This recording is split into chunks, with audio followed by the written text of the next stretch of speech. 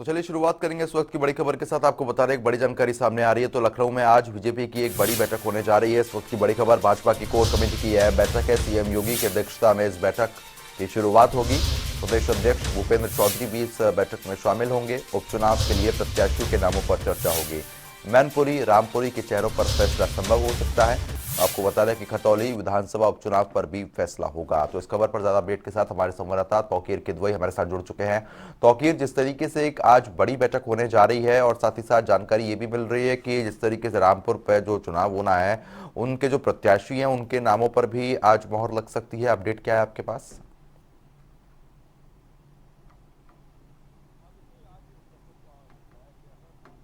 बात है कि मुख्यमंत्री योगी आदित्यनाथ भी इस बैठक में शामिल होंगे। इसके अलावा प्रदेश अध्यक्ष भूपेंद्र चौधरी भी इस बैठक का हिस्सा होंगे।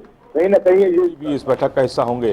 कहीं ना कहीं ये काफी महत्वपूर्ण बैठक इसलिए भी मानी जा रही है क्योंकि जो एक लोकसभा और एक विधानसभा पर सीटों पर चुनाव होना है, उपचुनाव की तारीखों का ऐलान हो चुका है और 10 तारीख को उसका नोटिफिकेशन भी हो जाएगा। तो कहीं ना कहीं सबसे ज्यादा महत्वपूर्ण इसलिए भी है क्योंकि दोनों ही सीटें समाजवादी पार्टी की साख का सवाल रहा है और परंपरागत सीटें रही हैं, तो जिसमें भारतीय जनता पार्टी पूरी तरह से सेंध मारने की कोशिश करेगी। क्योंकि अगर इन दोनों सीटों पर कहीं पर भी चुनाव जीतती है भारतीय जनता पार्टी तो एक बड़ा मैसेज जाएगा कि भारतीय जनता पार्टी कितनी बड़ी पार्टी हो चुकी है कि जो 25 साल या 22 साल जो जहां पर समाजवादी पार्टी का जहां पर झंडा गड़ा रहा वहां पर भी भारतीय जनता पार्टी ने अपनी जीत दर्ज करा दी। तो कहीं ना कहीं बैठक में आज इस पर भी निर्णय होगा और प्रत्याशियों पर भी मंथन होगा क्योंकि समाजवादी पार्टी की जो संरक्षक थे मुलायम सिंह यादव, उनके देहांत के बाद मैनपुरी की सीट खाली हुई है तो उस पर चुनाव हो रहा है। उसके अलावा रामपुर से जो कद्दावर नेता आजम खान,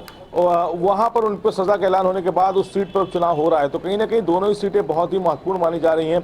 इसके अलावा खतौली जो विधानसभा है वहां से भारतीय जनता पार्टी के विधायक विक्रम सैनी पर सजा का ऐलान होने के बाद वो सीट खाली हुई है तो उस पर भी अब चुनाव होना है। तो कहीं ना कहीं ये सभी ऐसी महत्वपूर्ण सीटें हैं जहां पर भारतीय जनता पार्टी पूरी तरह से सेंध मारने की कोशिश करेगी या फिर अपनी उस सीट को बचाने की कोशिश करेगी जहां पर भारतीय जनता पार्टी का पहले से विधायक था।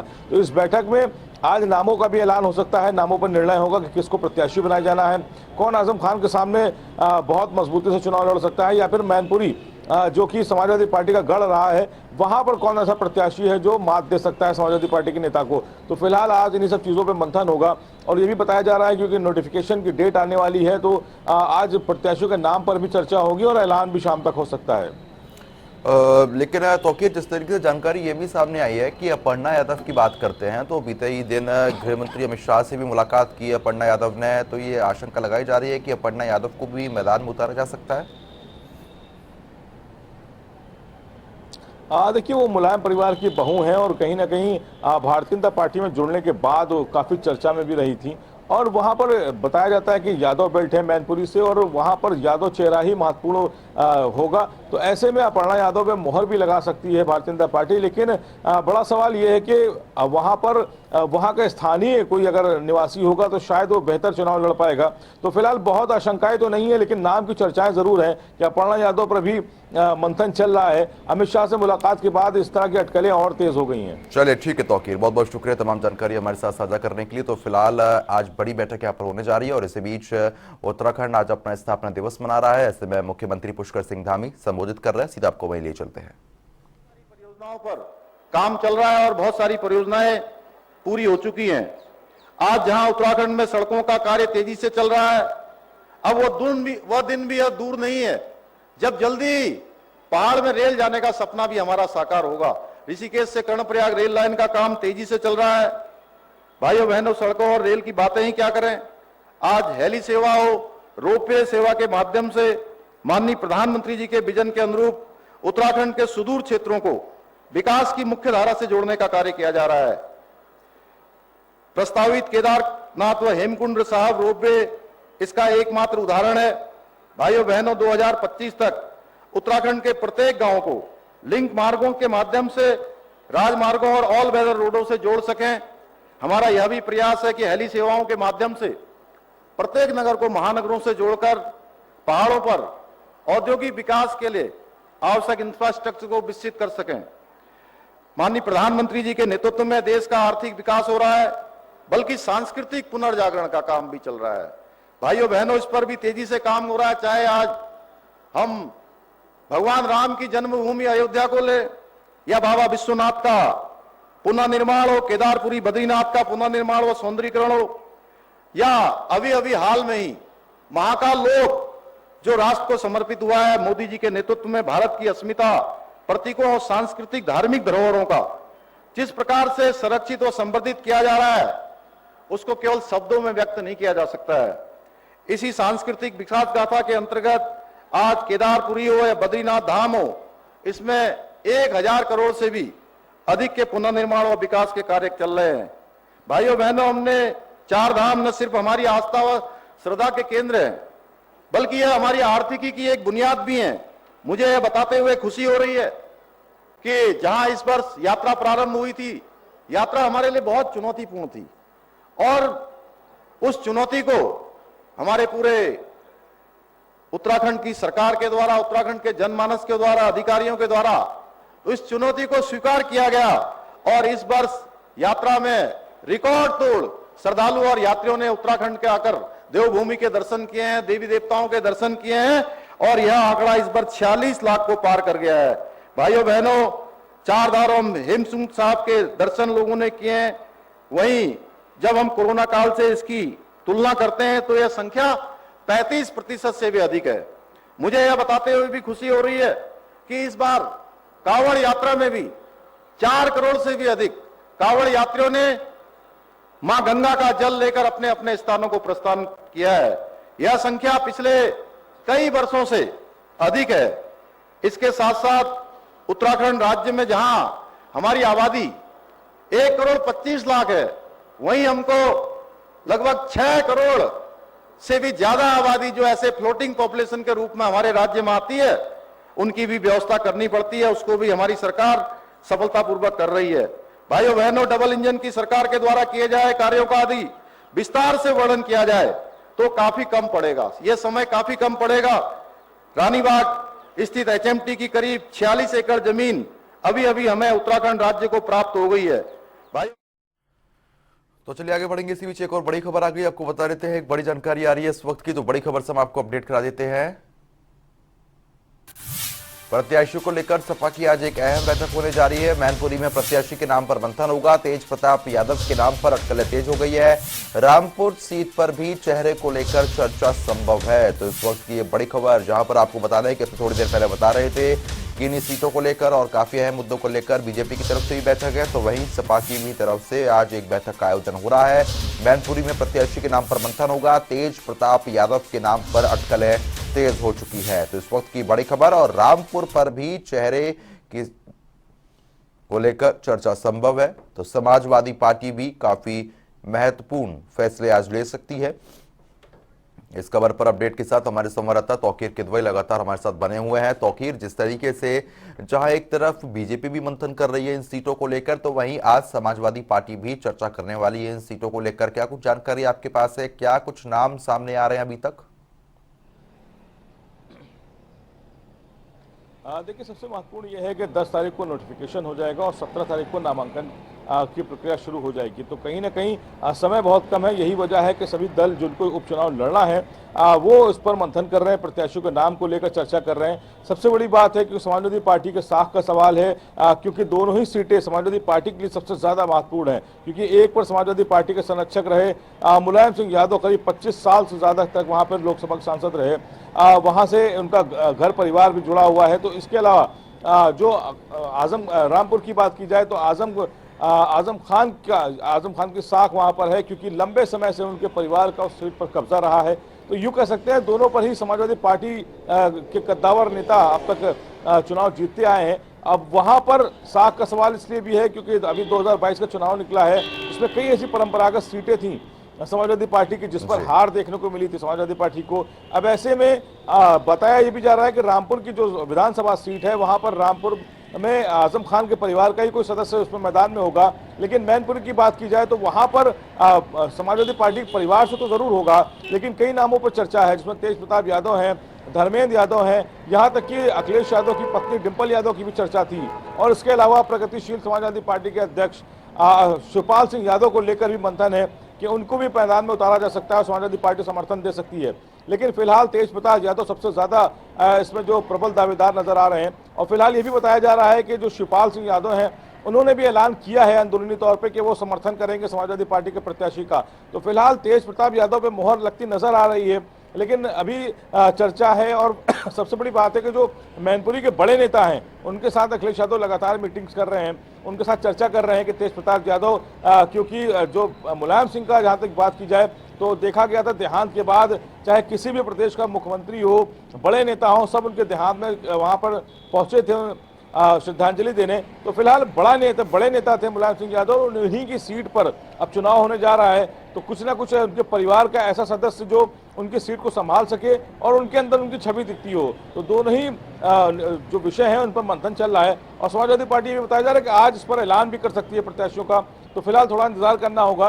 प्रत्याशियों का ऐलान की बताया जा रहा है कि दोनों ही सीटों पर आज शाम तक यह समाजवादी पार्टी भी कुछ ना कुछ फैसला ले सकती है। बिल्कुल तौकीर, क्योंकि जिस तरीके से आपने अभी जिक्र किया कि मुलायम सिंह यादव वो अपने आप में एक दिग्गज नेता थे और उनकी ही सीट पर ये चुनाव हो रहा है तो काफ़ी महत्वपूर्ण भी हो जाता है। लेकिन रामपुर सीट पर अगर बात करते हैं तो आजम खान की जिस तरीके से सदस्यता रद्द हुई है उसके बाद वहाँ पर भी अलग अलग तरीके की अटकलें लगाई जा रही है। जानकारी ये भी आई है कि उनके बेटे को भी यहाँ पर सीट पर उतारा जा सकता है और कोई रिश्तेदार का भी नाम लिया जा रहा है। वहाँ से क्या अपडेट है? देखिए, सबसे ज्यादा महत्वपूर्ण ये भी है कि समाजवादी पार्टी के जो कद्दावर नेता आजम खान, उन्होंने सुप्रीम कोर्ट का भी रुख किया था सदस्यता रद्द होने के बाद। यहाँ से कोर्ट ने एक सख्त टिप्पणी की थी और निर्वाचन आयोग से कहा था कि इतनी जल्दबाजी क्यों है, आखिर आजम खान के मुद्दे पर इतनी जल्दबाजी क्यों दिखाई जाती है, उनको सांस लेने की फुर्सत दी जाए। तो फिलहाल अभी ये भी माना जा रहा है कि जो जवाब मांगा गया उनकी सदस्यता को लेकर, अगर सुप्रीम कोर्ट यानी कि कल आज उसकी बात होनी है, आज फिर सुनवाई है, 9 नवंबर है। 9 नवंबर को कोर्ट ने निर्धारित किया था, जवाब मांगा था इलेक्शन कमीशन से। अगर उस पर सुनवाई होती है और कोई फैसला सुप्रीम कोर्ट लेता है तो यहाँ के चुनाव की तारीखों का ऐलान जो हुआ है उसमें आगे बढ़ाया भी जा सकता है चुनाव को। लेकिन इंतजार करना होगा कि आज की सुनवाई भी काफी महत्वपूर्ण है। तो आजम खान के मुद्दे पर आज सुप्रीम कोर्ट में फिर से सुनवाई है, जवाब दाखिल करना है इलेक्शन कमीशन को। आप देखना होगा कि वहां पर किसको प्रत्याशी बनाया जाता है। लेकिन आपने जैसे नाम लिया उनके बड़े बेटे यानी कि अब्दुल्ला अदीब का, बताया जा रहा है कि अगर चुनाव होता है और आजम खान चुनाव नहीं लड़ते हैं या उनकी सदस्यता रद्द होने के बाद उनके बेटे अदीब वाल्टर सबसे ज्यादा उनके बड़े बड़े दावेदार हैं और ये उनकी परंपरागत सीट है। आजम खान यहाँ से हमेशा विधायक होते आए हैं, कभी सांसद। ठीक है तौकीर, बहुत बहुत शुक्रिया। चलिए आगे बढ़ेंगे। 2 दिवसीय दौरे पर मथुरा पहुंचे सीएम योगी आदित्यनाथ ने श्री कृष्ण जन्मभूमि पहुंचकर श्री बांके बिहारी जी के दर्शन किए हैं और पूजा पाठ की। इस दौरान डीएम, एसएसपी समेत तमाम प्रशासनिक का अमला मौजूद रहा है। इस दौरान प्रशासन ने सुरक्षा के पुख्ता इंतजाम किए हुए थे। सीएम योगी इस्कॉन गुरुकुल में कार्यक्रम में शिरकत करेंगे, साथ ही वृंदावन में भक्ति वेदांत के कृष्ण बलराम मंदिर का भी उद्घाटन करेंगे। खबर आगरा से है। भुट्टो के ठिकानों पर इनकम टैक्स की रेड 85 घंटे के बाद लगातार जारी है। 85 घंटे बाद इनकम टैक्स की जांच पूरी हो चुकी है। आपको बता दें कि बीएसपी के पूर्व एमएलए हैं जुल्फकार अहमद भुट्टो। रेड में मिली 100 करोड़ की अघोषित आय। तो आपको बता दें कि भुट्टो की कंपनी करती है मीट सप्लाई, 40 देशों में सप्लाई होता है फ्रोजन मीट। तो आपको बता दें कि आगरा से इस वक्त की ये बड़ी जानकारी आ रही है। भुट्टो के ठिकानों पर इनकम टैक्स की रेड हुई थी और ये रेड लगभग 85 घंटे चली है। और आपको ये भी जानकारी बता दें, जानकारी ये मिल रही है कि रेड में 100 करोड़ की अघोषित संपत्ति मिली है। तो भुट्टो की कंपनी मीट सप्लाई करती है, 40 देशों में फ्रोजन मीट सप्लाई होता है। और आपको ये भी बता दें कि आगरा के बहुत बड़े कारोबारी हैं, बसपा की टिकट से पूर्व विधायक भी रह चुके हैं जुल्फकार भुट्टो। तो रेड में मिली 100 करोड़ की अघोषित आय और आगरा के बड़े नामों में इनका नाम भी शुमार है। फिलहाल ये बड़ी रेड यहां पर हुई थी, 85 ठिकानों पर यह रेड की गई थी। और इस खबर पर ज्यादा अपडेट के साथ आगरा से हमारे संवाददाता प्रदीप रावत हमारे साथ जुड़ गए हैं। प्रदीप, जिस तरीके से बीएसपी के पूर्व एमएलए हैं भुट्टो और जानकारी मिल पा रही है कि इस रेड में 100 करोड़ की घोषित आय है, जिसकी तफ्तीश में जानकारी मिल पाई है, अपडेट क्या है आपके पास?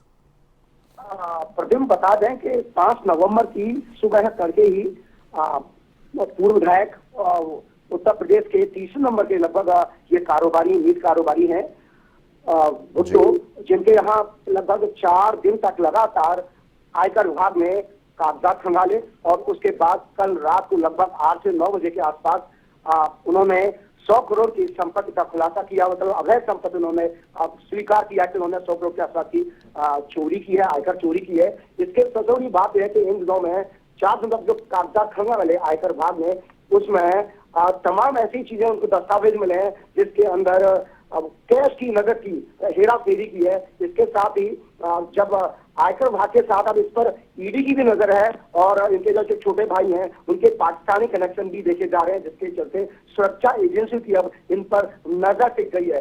तो सबसे बड़ी बात है, जिस तरीके से मीट कारोबार में देश के चुनिंदा कारोबारियों में से गुजरे जाते हैं और जिस तरीके से आयकर विभाग ने 35 ठिकानों पर लगभग 85 घंटे 90 घंटे के आसपास उन्होंने कागजात खंगाले HMA ग्रुप पर, तो उससे साफ जाहिर होता है कि जिस तरीके से उन्होंने लंबे समय से अवैध संपत्ति अर्जित की, वो कहीं ना कहीं सरकार को चूना लगाने का काम किया।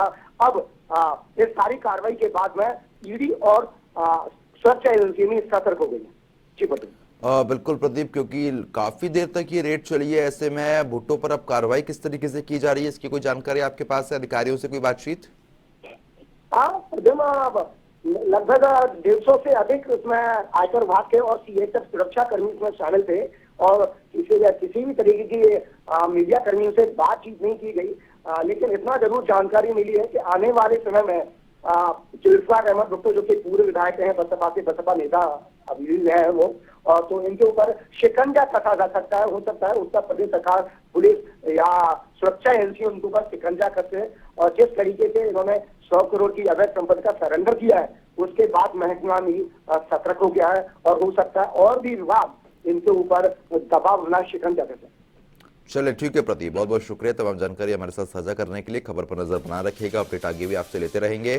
तो 40 देशों में भुट्टो का फ्रोजन मीट सप्लाई होता है, बड़े व्यापारी हैं। 85 घंटे बाद इनकम टैक्स की जांच पूरी हो चुकी है और जांच में यह सामने आया है कि 100 करोड़ की अघोषित संपत्ति का खुलासा हुआ है।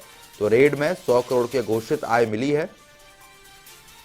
भुट्टो की कंपनी मीट सप्लाई करती है। भुट्टो के ठिकानों पर इनकम टैक्स की रेड हुई थी। 40 देशों में सप्लाई होता है फ्रोजन मीट। तो इस वक्त की ये बड़ी खबर, आगरा के बड़े व्यापारी हैं और बसपा की सीट से पूर्व विधायक भी रह चुके हैं।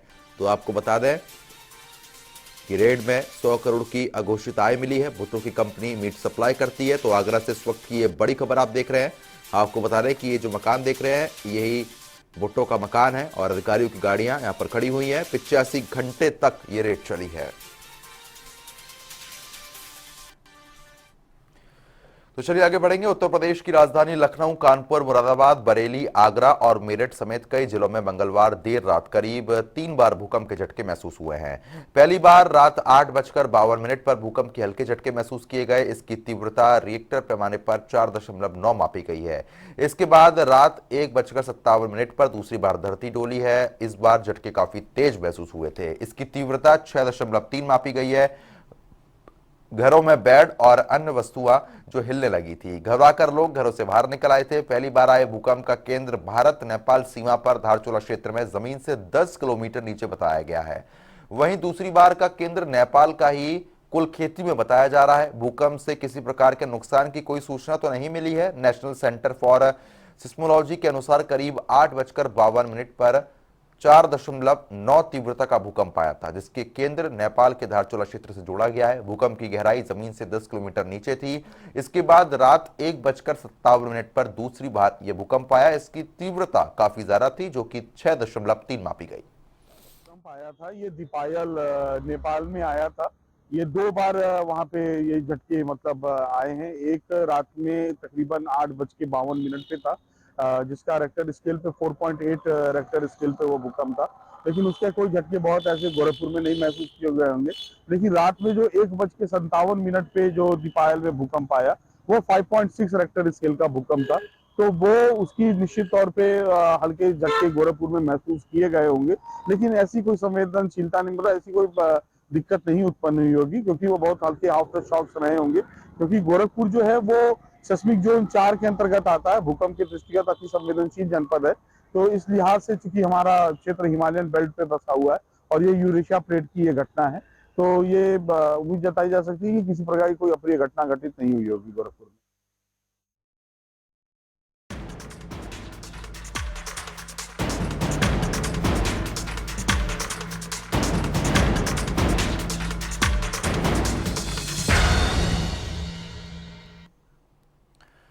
आज उत्तराखंड स्थापना दिवस मना रहा है। आज ही के दिन 9 नवंबर 2000 को उत्तराखंड को देश के 27वें राज्य के रूप में शामिल किया गया था। उत्तराखंड को अलग राज्य बनाने को लेकर काफी आंदोलन हुए जो कई सालों तक चले, जिसके बाद उत्तराखंड राज्य के रूप में अस्तित्व में आ गया। साल 2000 से लेकर 2006 तक इसे उत्तरांचल के नाम से जाना जाता था, लेकिन जनवरी 2007 में स्थानीय लोगों की भावनाओं का सम्मान करते हुए इसका उत्तरांचल नाम बदलकर उत्तराखंड रखा गया। वहीं उत्तराखंड के स्थापना दिवस पर सीएम पुष्कर सिंह धामी ने प्रदेशवासियों को बधाई दी। उन्होंने कहा कि सभी को उत्तराखंड राज्य स्थापना दिवस की हार्दिक बधाई और शुभकामनाएं। प्रत्येक राज्य आंदोलन में अपने प्राणों की आहुति देने वाले अमर शहीदों को नमन। उन्होंने कहा कि प्रधानमंत्री मोदी के नेतृत्व में पैतृक राज्य आंदोलनकारियों के सपनों के अनुरूप प्रदेश के विकास के लिए समर्पित है। साथ ही सीएम धामी ने कहा कि उन्हें उन्नतशील और आत्मनिर्भर उत्तराखंड के निर्माण के लिए समाज के लिए हर काम किए जा रहे हैं। आज हमारे राज्य स्थापना के 22 साल पूरे हो गए हैं और 22 सालों में लगातार उत्तराखंड आगे बढ़ा है और इन हमारे शहीदों के शहादत के कारण से, आंदोलनकारियों के आंदोलन के कारण से, मातृशक्ति के संघर्षों के बल पर हमारा राज्य बना। मैं आज उत्तराखंड राज्य स्थापना दिवस के अवसर पर सभी शहीदों को, सभी आंदोलनकारियों को, मातृशक्ति को नमन करता हूं और यह भी संकल्प लेता हूं कि हमने वो संघर्ष देखा है, उस समय की वो पीड़ा देखी है जब आंदोलन चल रहा था राज्य प्राप्ति का।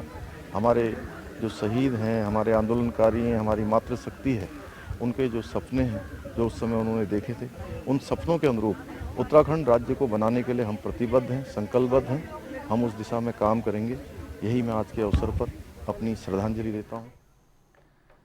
उत्तराखंड स्थापना दिवस के अवसर पर मुख्यमंत्री पुष्कर सिंह धामी भाजपा कार्यालय पहुंचे, जहां उन्होंने स्थापना दिवस की प्रदर्शनी का शुभारंभ किया और पार्टी के आयोजित कार्यक्रम में प्रतिभाग किया।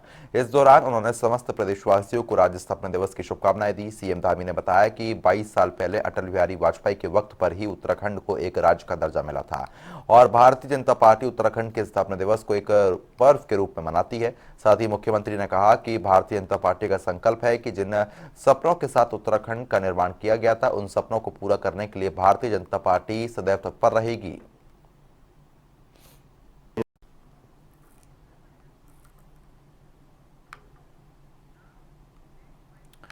तो फिलहाल अभी के लिए सिर्फ इतना ही, लेकिन खबरों का सिलसिला लगातार जारी है। बने रहिए हमारे साथ। नमस्कार।